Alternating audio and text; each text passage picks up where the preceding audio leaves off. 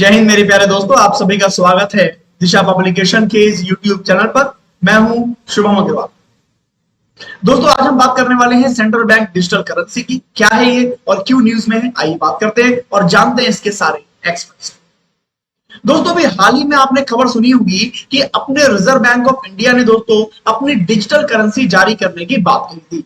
2022-23 के बजट में दोस्तों इसको कहा गया था कि सेंट्रल बैंक ऑफ इंडिया यानी रिजर्व बैंक ऑफ इंडिया क्या करेगा, अपनी डिजिटल करेंसी यानी ई रूपी को लॉन्च करेगा। और अभी उसी संबंध में दोस्तों भारत के होलसेल मार्केट के लिए सेंट्रल बैंक डिजिटल करेंसी को दोस्तों लॉन्च करने की बात करी गई है और इसके शुरुआती फेज को शुरू करने की बात दोस्तों यहाँ पे की गई है। इसके लिए आरबीआई एक्ट 1934 में व्यापक परिवर्तन करने पड़ेंगे, इसमें अमेंडमेंट करने पड़ेंगे, जो कि दोस्तों इनेबल करेगा हमारे इस सेंट्रल बैंक डिजिटल करेंसी के लॉन्च को। इसको इनेबल करेगा हमारे होलसेल बिजनेस के लिए। अब देखते हैं दोस्तों क्या चीज है और किस तरीके से इसको लॉन्च किया जाएगा। दोस्तों, अगर बात करें सेंट्रल बैंक डिजिटल करेंसी की क्या है, तो ये सिंपल भाषा में आप समझिए कि जैसे हमारे पास जो करेंसी होती है वो फिजिकल फॉर्म में होती है, मैनुअली होती है, इस करेंसी को ऊपर डिजिटाइज कर दिया गया, इस करेंसी को लाके डिजिटल फॉर्म में ले आए। यानी अगर मुझे अभी किसी को 100 रुपए देने हैं तो मैं 100 रुपए का नोट उसे पकड़ाता हूं, अगर वही डिजिटल करेंसी के रूप में मेरे पास होगा तो मुझे केवल इतना करना पड़ेगा कि डिजिटली उस करेंसी को दूसरे के अकाउंट में ट्रांसफर करना पड़ेगा। ये डिजिटल करेंसी का मेनली मकसद है। जैसे आपने क्रिप्टो करेंसी सुनी होंगी, क्रिप्टो करेंसी भी कुछ इसी प्रकार की डिजिटल करेंसी होती हैं, लेकिन क्रिप्टो करेंसी दोस्तों डिसेंट्रलाइज्ड होती हैं, उसमें बैंकिंग सेक्टर का कोई भी योगदान नहीं होता और वो किसी के भी द्वारा दोस्तों लीगली टेंडर्ड नहीं होती।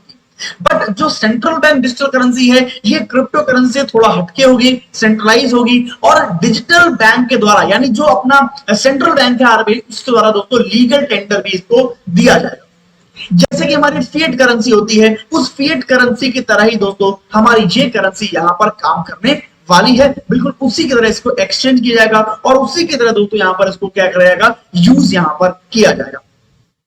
अगर बात करें दोस्तों फिएट करेंसी की क्या होती है, तो हम सभी को मालूम है फिएट करेंसी एक ऐसी करेंसी होती है जिसको नेशनल करेंसी के रूप में हम लोग यूज करते हैं। क्यों? क्योंकि गवर्नमेंट ने दोस्तों उसको लीगल टेंडर दिया होता है और दोस्तों उसको बैक किया जाता है गोल्ड या सिल्वर से। अब यहां पे खास बात है कि दोस्तों पहले करेंसी यूज होती थी गोल्ड या सिल्वर के बैक में, मतलब जितना गोल्ड या सिल्वर किसी देश के पास है उसके अगेंस्ट में करेंसी को देता था। लेकिन दोस्तों द्वितीय विश्व युद्ध हुआ था, उसके बाद से दोस्तों ये कहानी चेंज हो गई और हमारी करेंसी अब किसी भी तरह के धातु के बदले दोस्तों नहीं दी जाती, यानी अब फिएट करेंसी का इस्तेमाल करते हैं। फिएट करेंसी वही करेंसी होती है जो दोस्तों गोल्ड के अगेंस्ट ना होकर किसी भी देश को स्वतंत्रता होती है कि वो कितना भी करेंसी छाप लेता है, तो उसको हम फिएट मनी कहते हैं। और इस फिएट मनी की तरह ही दोस्तों अपनी ये सेंट्रल बैंक डिजिटल करेंसी होगी जो ऑनलाइन रूप में दोस्तों हमारे पास आएगी, डिजिटल रूप में दोस्तों हमारे पास आएगी। खास बात यह है दोस्तों कि जैसे क्रिप्टो करेंसी में ब्लॉकचेन टेक्नोलॉजी का इस्तेमाल करके उसको सिक्योर्ड बनाया जाता है, ठीक इसी प्रकार सेंट्रल बैंक डिजिटल करेंसी में भी दोस्तों ब्लॉकचेन टेक्नोलॉजी का इस्तेमाल किया जाएगा। यहां पर भी हमारे पास वॉलेट्स होंगे, उन वॉलेट्स के माध्यम से हम इसको ट्रांजैक्ट कर पाएंगे। जैसे अभी नॉर्मली क्या होता है, अगर किसी को करेंसी को ट्रांसफर करना है तो जेब में हाथ डाला, पैसा निकाला और दे दिया। ऐसा डिजिटल करेंसी के साथ नहीं हो सकता क्योंकि वो डिजिटली फॉर्म में है, तो वहां पर हमारा वॉलेट होगा। जैसे हमारी जेब में हमारा वॉलेट होता है, बिल्कुल ऐसे ही हमारा एक ऑनलाइन वॉलेट होगा। हमारी जो करेंसी है वो उसी वॉलेट में रहेगी और हम अगर किसी को पैसा उसे देना है या लेना है तो वॉलेट टू वॉलेट ही हम ट्रांसफर करेंगे, यानी अपने वॉलेट से निकालकर दूसरे के वॉलेट में, दूसरे के वॉलेट से हमारे वॉलेट में। इस प्रकार से करेंसी दोस्तों ट्रांजैक्ट यहां पर हो जाएगी। सीधी सी बात है, आपने एक नाम सुना होगा बिटकॉइन का, जो कि क्रिप्टो करेंसी है। बिटकॉइन बहुत फेमस करेंसी है, इसके अलावा भी बहुत सारी और करेंसी हैं जो क्रिप्टो करेंसी के रूप में काम करती है, लेकिन बिटकॉइन बहुत फेमस है तो यहां मैंने उसका नाम लिया है कि बिटकॉइन से ही बहुत ज्यादा इंस्पायर होकर दोस्तों इस कॉन्सेप्ट यहाँ पे लाया गया है, central bank digital currency concept यहाँ पे लाया गया। बस एक चीज में ये अंतर है, वो क्या है, डिसेंट्रलाइज्ड।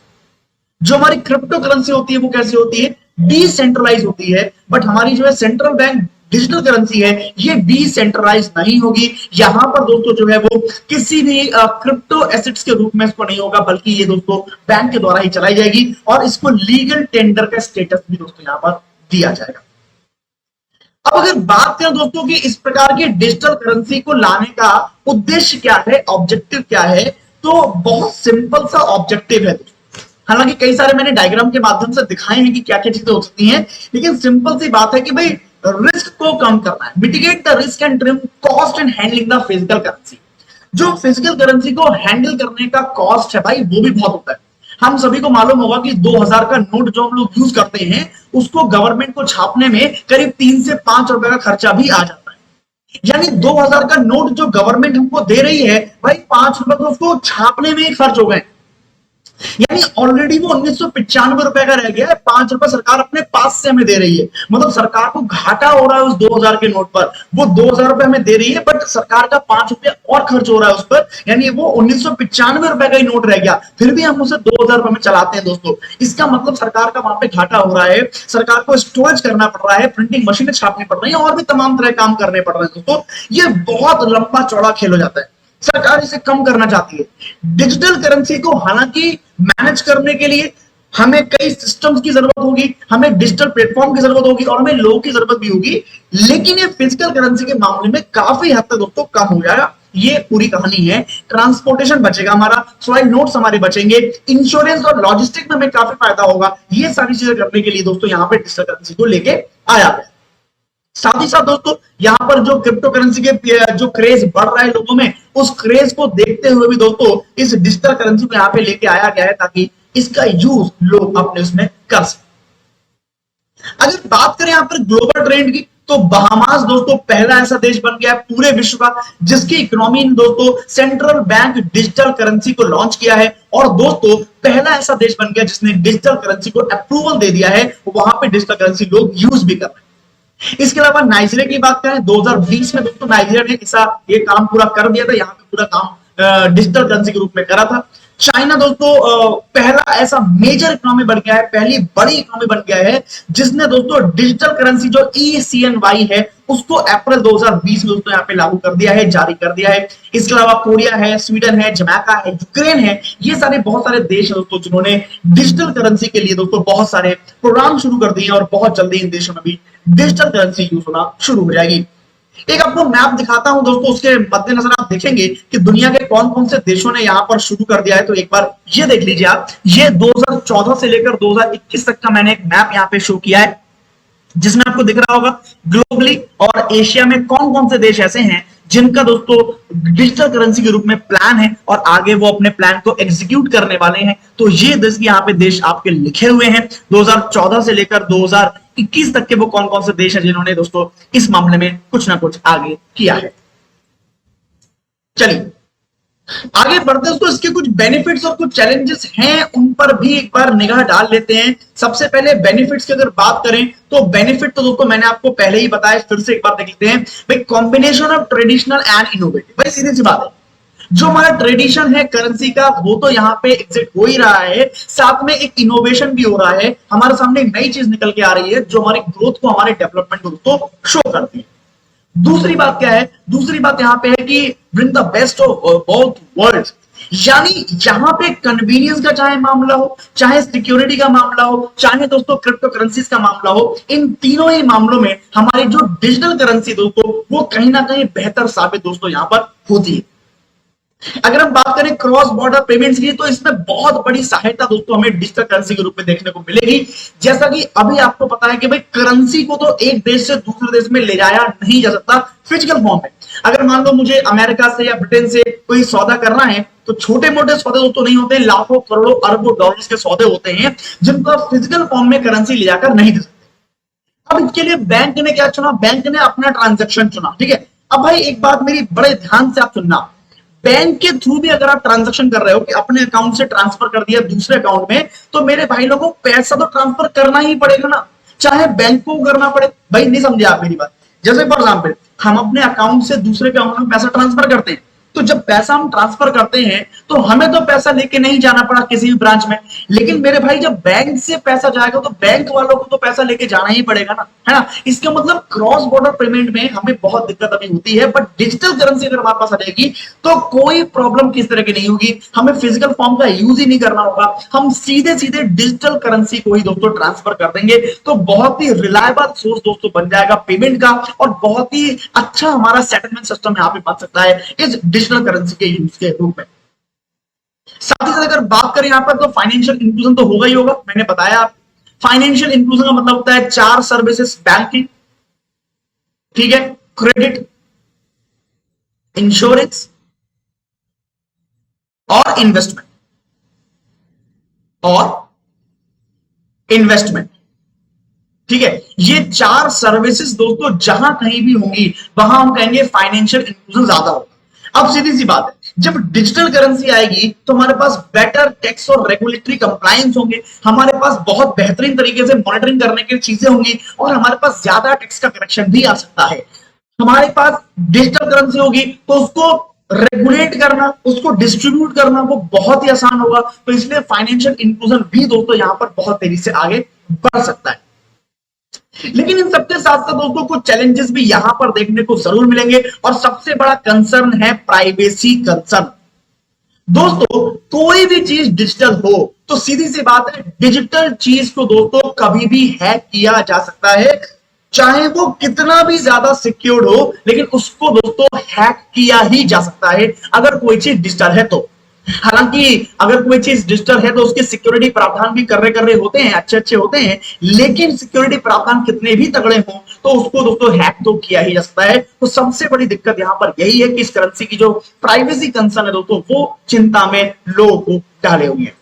दूसरी बात, जब दोस्तों डिजिटल होगी करेंसी तो बहुत बड़े लेवल पे डेटा जो होगा वो दोस्तों ऑनलाइन होगा, डिजिटल होगा। अभी मेरी जेब में कितने पैसे हैं मुझे मालूम है, अभी मेरे बैंक अकाउंट में कितने पैसे हैं मुझे मालूम है ना, लेकिन जब ये करेंसी दोस्तों डिजिटल हो जाएगी तो सब कुछ डिजिटल प्लेटफॉर्म पर होगा, और ऐसे में दोस्तों बहुत ये पॉसिबिलिटी है कि मेरी प्राइवेसी जो है वो भंग हो जाए और मेरा डेटा जो है वो लीक हो जाए या किसी भी तरीके से मुझे नुकसान हो जाए। तो ये दोस्तों यहां पर एक चीज हो सकती है। सबसे बड़ा कंपैरिजन यही है, इसको दोस्तों सरकार को निपटना होगा। इस तरह की चीजों को हैंडल यहां पर अगर सरकार ने कर लिया तो ये बहुत बड़ा दोस्तों यहां पर बात हो जाएगी। इसके अलावा डिस इंटरमीडिएशन ऑफ बैंक, जी हाँ दोस्तों, बैंकों का जो इंटरमीडिएशन है उस पर दोस्तों काफी फर्क यहां पे पड़ने वाला है, क्योंकि दोस्तों जब डिजिटल करेंसी होगी तो कहीं ना कहीं हमें बैंकों की बहुत कम जरूरत रह जाएगी। अभी भी आप देखते हैं, अभी भी पूरी तरीके से डिजिटलाइज नहीं हुआ है, फिर भी आप देखिए कि हमें पैसे निकालने के लिए एटीएम जाना है ना, हमें बैंक जाना ही नहीं है ना, हमें किसी भी अपने बैंक की पासबुक तक प्रिंट कराने के लिए आपको एटीएम में जाना है, वहां पे अब प्रिंटिंग मशीन हो गई है, वहां से आप पासबुक से प्रिंट करा लेते हैं। अगर आपको जमा करना है तो सीडी हमारे पास है, कैश डिपॉजिट मशीन हमारे पास है, जमा भी वहीं से हो जाएगा। मतलब बैंकों से एक तरह का हमारा नाता खत्म हो चुका है, बैंकों की ब्रांचेस। अब जब डिजिटल करेंसी आ जाएगी, हमारे पास अपना खुद का वॉलेट होगा, सबके पास अपना खुद का वॉलेट होगा, तो यहां पर दोस्तों एक बात देखने को मिलेगी कि भाई बैंकों से हमारा कनेक्शन जो है वो खत्म सा हो जाएगा। तो ये एक प्रॉब्लम यहां पे बन सकती है कि भाई बैंकों का जो इंटरमीडिएशन है वो हमारे बीच रहेगा, जो भी हमारे फाइनेंशियल इंटरमीडियरीज हैं उनका रोल कहीं ना कहीं आगे जाकर खत्म हो सकता है, या दोस्तों वो थोड़ा सा स्ट्रगल में आ सकते हैं।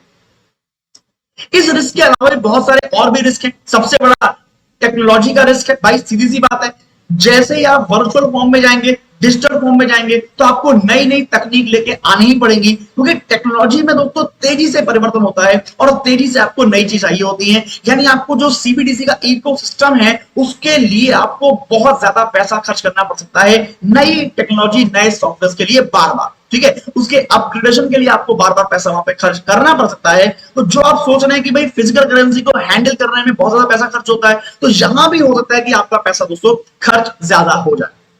इसके अलावा जो इंटरमीडियरीज हैं उनके ऑपरेशनल रिस्क दोस्तों बहुत सारे, क्यों भाई बैंकों को पूरी तरह खत्म नहीं करेंगे क्योंकि डिसेंट्रलाइज नहीं कर रहे हैं, सेंट्रलाइज कर रहे हैं, यानी बैंकों कर्मचारी वहां काम करेंगे, बट बैंकों के जो एम्प्लॉय हैं या अगर जो फाइनेंशियल इंटरमीडियरीज हैं उनके एम्प्लॉय हैं, क्या वो इस चीज को समझ पाएंगे, क्या वो ट्रेनिंग पूरी ले पाएंगे, उनको ट्रेन हम लोग कर पाएंगे, स्टाफ को ट्रेन कर पाएंगे नहीं कर पाएंगे, ये दोस्तों दूसरा यहाँ पे रिस्क यहाँ पे देखने को मिलता है। और तीसरा साइबर सिक्योरिटी का रिस्क दोस्तों हमेशा ही बना रहेगा, जब तक दोस्तों इंटरनेट से दुनिया जुड़ी रहेगी तब तक साइबर सिक्योरिटी का दोस्तों रिस्क तो बना ही रहेगा। इसके साथ साथ चाहे वल्नरेबिलिटी टेस्टिंग हो, कॉस्ट हो या फायरवॉल हो, इन सबकी दोस्तों दिक्कतें यहाँ पे बनी रहेंगी, और ऑपरेशनल बर्डन तो दोस्तों हमेशा ही यहाँ पर रहेगा। तो सीबीडीसी अच्छा प्रोग्राम है, अच्छी तरीके से सरकार इसको लेके आ रही है, जरूरत भी है, आगे बढ़ना भी चाहिए। हम लोगों ने अगर हम मनी के इवोल्यूशन को देखें तो पहले हमारे पास बाटर सिस्टम था, वस्तु विनिमय था, फिर हमारे पास क्वाइंस आए, क्वाइंस के बाद नोट आए, नोट के बाद फिर प्लास्टिक मनी आया, हमारे पास ATM card, debit card, credit card, ये सब आए, उसके बाद फिर हमारे पास वॉलेट आ गए, ऑनलाइन वॉलेट आ गए। उसके बाद में पीआर क्यूआर कोड आ गया, हमारे पास यूपीआई आ गया है, और अब दोस्तों ये डिजिटल करेंसी हमारे पास आ जाएगी। तो मनी का इवोल्यूशन तो होना ही चाहिए, ये बात अच्छी है, लेकिन सरकार को यहां पर ध्यान देना होगा कि किस तरीके से चैलेंजेस को वो निपटे, चैलेंजेस से कैसे निपटे, ये भी उसको यहाँ पे ध्यान देना होगा, तभी दोस्तों ये पूरी प्रोसेस काम में आ पाएगी। तो एक बार दोस्तों पूरी स्वत एनालिसिस में आपको दिखा देता हूं कि हमने क्या क्या चीजें पढ़ी है। हमने सीबीडीसी के बारे में यहां पर देखा, देखिए एक बार फिर से मैं आपको दिखा रहा हूं। सीबीडीसी हमने देखा क्या होता है, सीबीडीसी और क्रिप्टो करेंसी में अंतर हमने देख लिया क्या होता है। सीबीडीसी का स्वट एनालिसिस करें तो स्ट्रेंथ, वीकनेस, थ्रेट और अपॉर्चुनिटी सारी चीजें हमने यहां पर देखी हैं। तो ये थोड़ी सी आपको बात यहां पे समझ में आई होगी, ऐसी मुझे पूरी दोस्तों उम्मीद यहां पर है, आपको ये लेक्चर पूरा समझ में आया होगा। तो दोस्तों उम्मीद करता हूं कि लेक्चर समझ में आया होगा आपको। बने रहिए दिशा पब्लिकेशन के साथ, मैं आपको ऐसी वीडियो और लेके आता रहूंगा और आपके एग्जाम के लिए आपको नई जानकारी दोस्तों देता रहूंगा। बने रहिए हमारे साथ दिशा पब्लिकेशन पर। कमेंट करके जरूर बताइए कि ये वीडियो आपको कैसा लगा और आगे आपको किन टॉपिक्स पर वीडियो चाहिए, मुझे कमेंट करके बताइए। हम लोग यहाँ पे प्रयास करेंगे कि आपके लिए बेहतर से बेहतर कंटेंट दोस्तों लेके आए, ताकि आपकी तैयारियों में और आपकी नॉलेज में कहीं से भी कोई कमी दोस्तों ना रहे। ठीक है, मिलूंगा आपसे अगली वीडियो में जल्द ही, तब तक के लिए आपसे विदा लूंगा। आप सभी लोग खुश रहिए, सुरक्षित रहिए, स्वस्थ रहिए, हमेशा ऊर्जाओं से भरे रहिए और आलस से दूर रहिए। आप सभी को नमस्कार, आप सभी को मेरा जय हिंद।